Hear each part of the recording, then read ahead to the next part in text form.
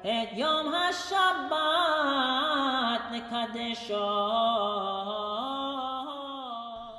Muy buenas noches, Haverim Shalom. Bienvenidos a un video más de Parashat Shavua en www.koltuvsefarad.com. Hoy con la tercera aliyá de Parashat Nitzavim, la cual se encuentra en el capítulo 29, versículos 15 al 28 del libro de Devarim, el libro de Deuteronomio.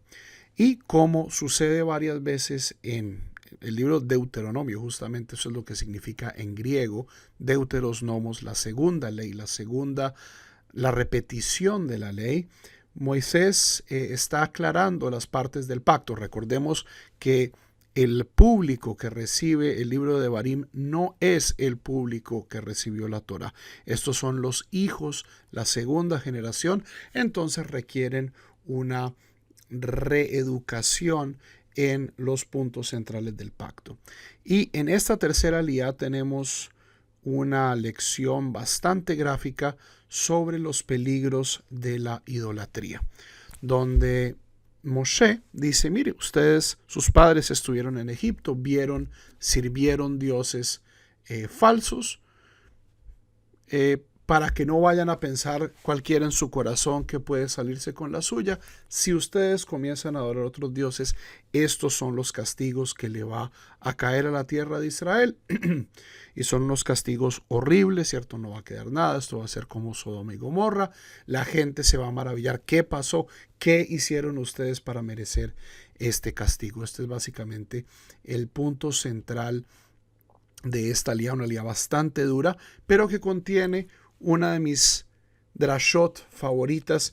Esta es la drashá con la que yo, cuando me gradué del seminario, di mi presentación. Esta fue la cita con la que abrí. Este es el versículo 27 del capítulo 29, donde se termina de describir el terrible proceso del exilio, de sacar a la gente de la tierra de Israel por haber adorado a otros dioses. Y dice, Vayitshem Adonai me'al admatam, y los expulsará Dios de su tierra, Be'af uvgema uvketzev gadol, con furia, con ira, con gran tribulación. O sea, todos estos son sinónimos de fuerza. O sea, Dios no va a hacer este proceso facilito. Vayashlichem el eretz acheret kayom hazeh. Y los enviará, los sacará, los expulsará a otra tierra como el día de hoy.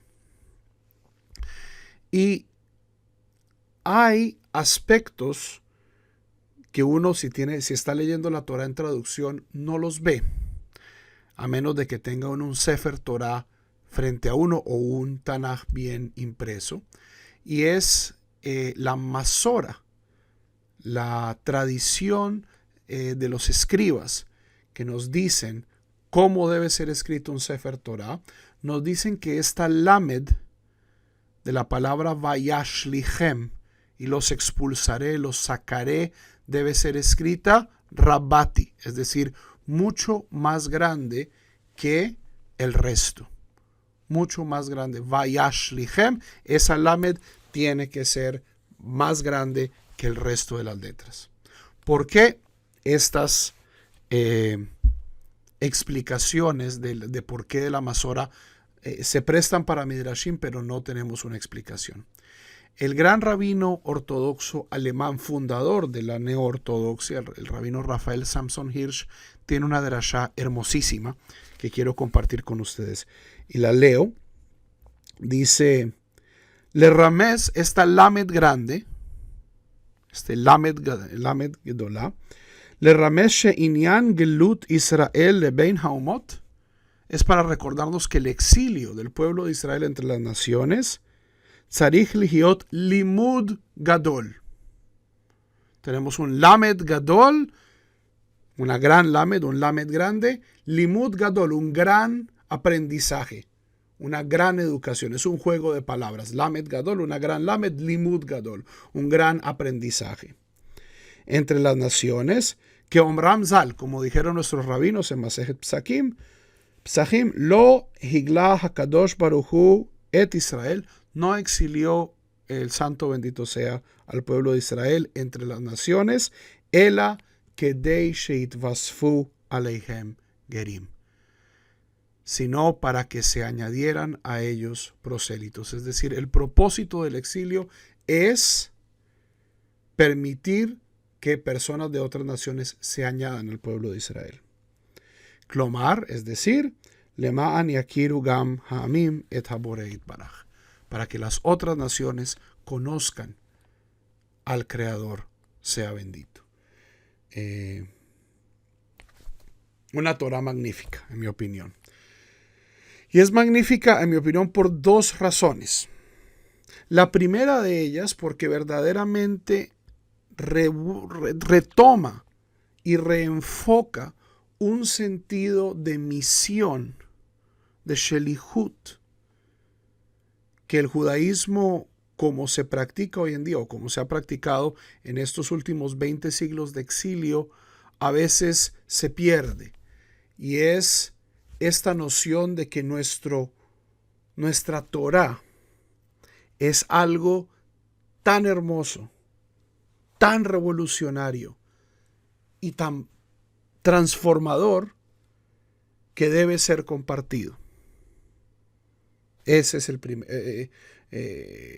Ciertamente aquellas personas que han tratado de convertirse al judaísmo o que saben un poco sobre la comunidad judía sabrán que al menos la buena parte del mundo judío no está viviendo de acuerdo al postulado del rabino Rafael Samson Hirsch o de los sabios en Masejet Psahim. Y es la Torah, Haverim, es algo hermoso. Quedarnos con ella por miedo o por desconfianza o por la historia trágica que compartimos con nuestros vecinos es fallar en nuestra misión de llevar la Torah al mundo, de presentar una visión de Dios, no en el sentido tan dramático en el que habla Rafael Samson Hirsch, como pudo haber sido hace 20 siglos, ¿cierto? De pasar de un mundo politeísta a un mundo monoteísta, sino hoy en día, pues, la mayoría de la gente cree en una sola forma de poder, sino, en mi opinión, este midrash de los rabinos debe ser revigorizado y reinterpretado para decir, la teología judía, el diálogo talmúdico, la Torah Shebe'al Peh, la forma en que nosotros leemos los textos, tienen mucho que contribuir al diálogo teológico. Podemos enseñarle al mundo formas antiguas, pero profundamente más saludables de relacionarse con el Creador y entre nosotros mismos, si tenemos la valentía de dejar que este mensaje salga de sus fronteras. Y llevando el mensaje del rabino Rafael Samson Hirsch un poquito más adelante, no solo el exilio es Limud Gadol, sino eso yo creo que es una de las características más loables del pueblo de Israel, es que todas las grandes crisis que hemos vivido, la destrucción del primer templo, la destrucción del segundo templo, el éxodo de España,